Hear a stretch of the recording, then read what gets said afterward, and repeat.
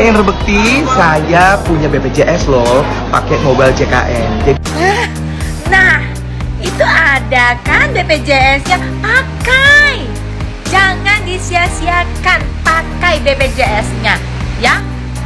Supaya jangan minta-minta sama rakyat Indonesia. Karena apa? Kita lebih susah. Ini berarti aku langsung dikasih tahu kan ini yang harus dijalani, kimo bla bla bla bla bla. Dan aku tahu bahwa ini akan jadi journey di mana aku akan ada di sebelah dia, support dia, memberikan semua dukungan yang dia butuhkan apapun itu untuk make sure bahwa I give my best untuk dia bisa melalui semua itu dengan baik.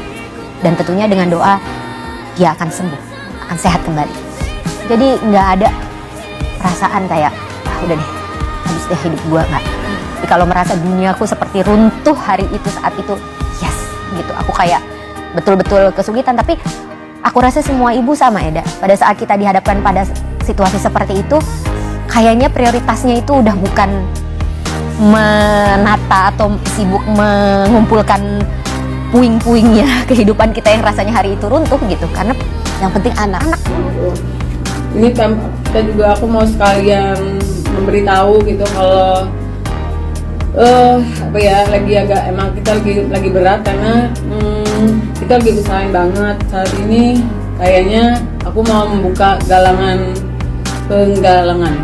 dana gitu untuk Mas Indra, karena yang tampaknya akan 20 hari ke depan Mas Bekti itu akan di sini gitu. Jadinya biayanya udah sangat besar di hari keempat ini gitu. Istrinya Indra Bekti lagi menggalang dana. What? Untuk apa? Masa baru beberapa hari udah seperti ini? Aduh, jangan deh ya. Lebih baik fokus pada kesehatannya dulu. Nggak usah pakai galang-galang dana deh ya. Fokus. Pasti mampu gitu. Iya. Padahal sebenarnya Ya kesulitan pasti. Tapi Tuhan yang mampu kan, Tuhan yang itu benar yang hanya di ATM 200.000. benar. Dan itu nggak cuma sekali kok Eda. Itu kayak aduh itu ya aku nggak bilang wajar sih, cuma ya keadaannya pada saat itu memang selama 2 tahun aku nggak bisa bekerja sama sekali. Ada nggak berpikir untuk telepon dan aku perlu, please help me, tolong aku. Pernah nggak seorang Denada membungkukkan diri untuk meminta pertolongan ini? Aku minta tolong dengan segala cara, tapi lebih ke kasih aku kerjaan gitu. Kasih aku pekerjaan karena aku lagi perlu banget. Aku bilang, aku juga ngomong sama manajer aku, cariin aku pekerjaan apapun.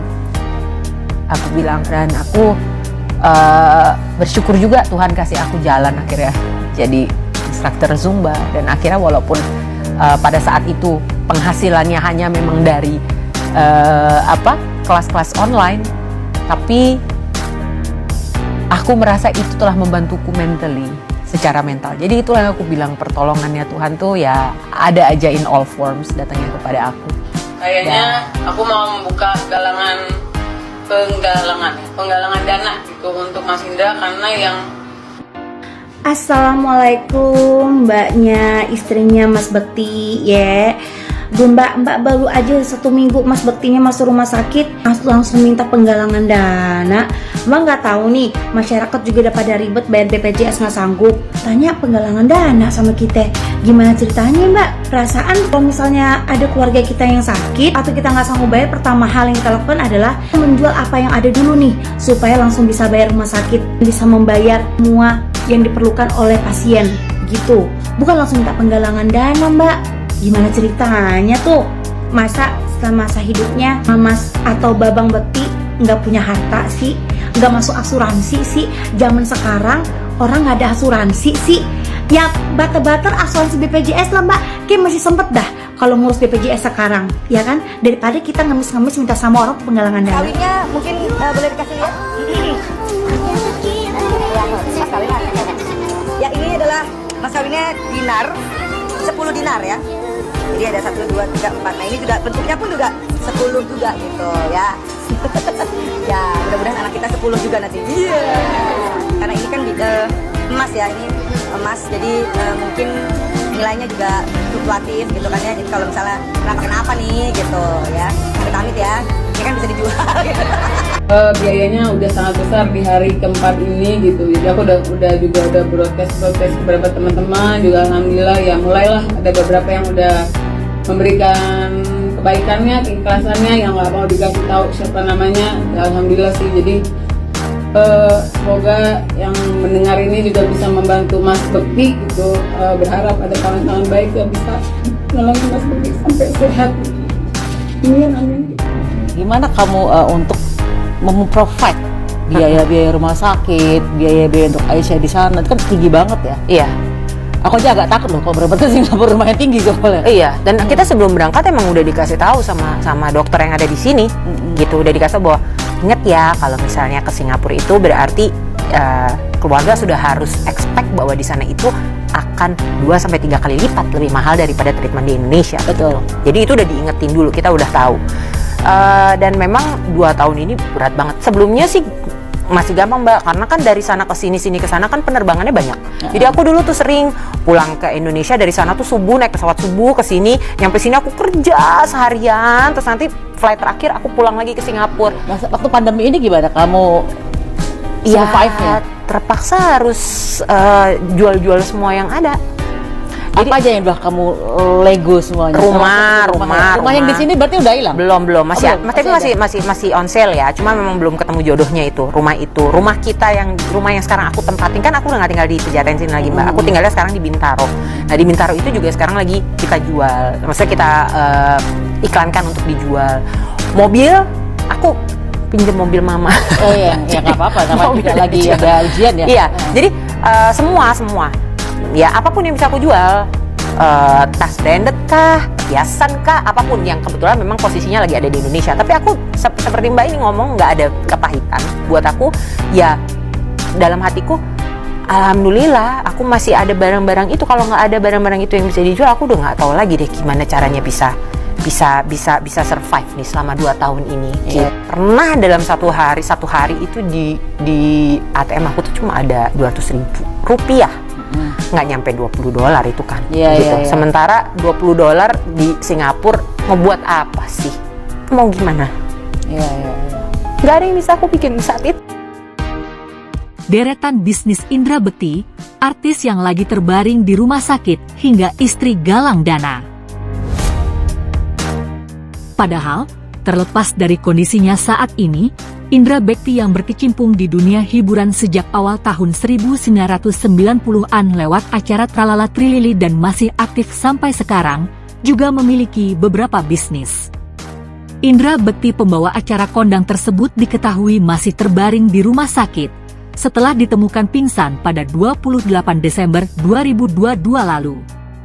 Indra Bekti diketahui mengalami pecah pembuluh darah hingga menjalani 2 kali operasi. Terbaru, Aldila Jelita yang merupakan istri Indra Bekti itu menjadi sorotan warganet. Usai dirinya menggalang dana saat hari keempat Indra Bekti dirawat di rumah sakit.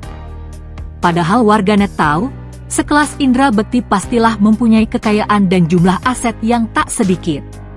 Melihat dirinya yang berkecimpung di dunia hiburan sejak awal tahun 1990-an lewat acara Tralala Trilili, dan masih aktif sampai sekarang, Indra Bekti juga memiliki segudang bisnis. Mulai dari kuliner hingga jasa. Inilah deretan bisnis yang dimiliki presenter kondang tersebut. Beras. Indra Bekti juga memiliki usaha beras dengan nama Beras Inbek. Bisnis ini juga membuka agen distributor. Inbek Entertainment.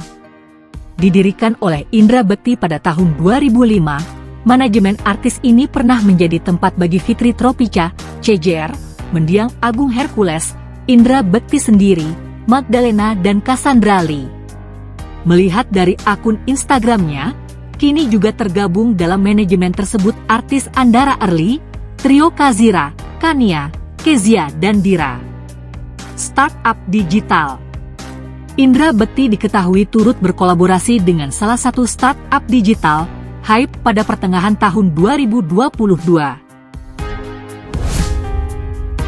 Makanan oleh-oleh. Indra Bekti diketahui juga memiliki bisnis kue oleh-oleh kekinian. Bolu yang dibungkus dengan kroasang itu menjadi oleh-oleh yang cukup populer untuk dibeli ketika berkunjung ke Cirebon. Papi Academy, sekolah kesenian yang ada di daerah Ciledug, Plaza Semanggi dan Puri Indah ini masih aktif sampai sekarang. Indra Bekti Mill, masih berjalan sampai sekarang. Indra Bekti Mill menjual beragam makanan yang merupakan buatan Indonesia. Travel Umrah, Indra Bekti juga memiliki kerjasama dengan PT Dinas Setia Rahma Travel. Istri Indra Bekti galang dana untuk biaya pengobatan, nama Denada terseret. Penggalangan dana yang dilakukan istri Indra Bekti sempat membuat netizen geleng-geleng kepala. Baru beberapa hari, istri Indra Bekti itu diketahui meminta bantuan kepada rekan-rekan Bekti untuk membayar biaya rumah sakit. Istri Indra Bekti menyebutkan jika biaya rumah sakit telah membengkak. Biayanya udah sangat besar di hari keempat ini. Aku mau membuka penggalangan dana untuk Mas Bekti, tampaknya 20 hari ke depan Mas Bekti akan di sini, dilansir dari tayangan salah satu kanal YouTube. Perjuangan Aldila Jelita untuk membayar biaya rumah sakit sang suami itu pun langsung dibandingkan dengan Denada. Denada yang diketahui saat itu berjuang mengais rejeki demi membayar biaya rumah sakit anaknya Aisyah Aurum yang dirawat di Singapura karena leukemia. Sampai sini, Indonesia, aku kerja seharian terus aku pulang lagi ke Singapura. Selama pandemi terpaksa harus jual-jual semua yang ada. Jual 2 rumah, mobil, jadi semua apapun yang bisa aku jual, tas branded, perhiasan apapun. Cerita Denada di YouTube Maya Estianti. Dalam hati aku alhamdulillah aku masih ada barang-barang itu.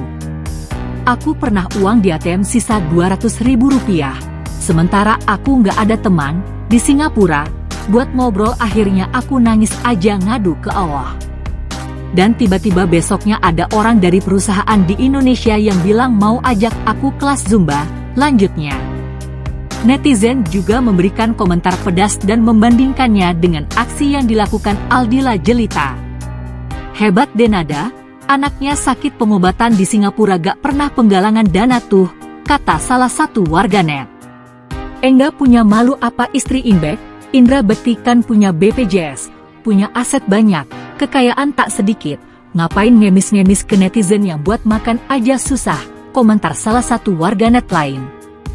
Salut sama Denada, anaknya sakit bertahun-tahun tetap biaya sendiri nggak mau minta bantuan, komentar netizen lain.